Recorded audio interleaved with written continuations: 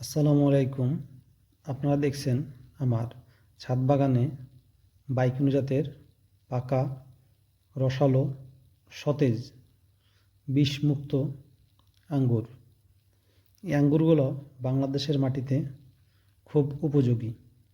বাংলাদেশের আবহাওয়াতে এই আঙ্গুরগুলা খুব ভালো ফল দিচ্ছে। এটি হচ্ছে বাইকুনো জাতের একটি আঙ্গুর। এর মিষ্টতা অনেক বেশি, বাজারে সাধারণ আঙ্গুরের চেয়ে অনেক ভালো ফল দেয় এবং এই বাইকুনো জাতটি সারা বছরই অল্প হলেও টুকটাক আসে। এটি নভেম্বর মাসে আমি হারভেস্ট করতেছি। অসাধারণ আঙ্গুর।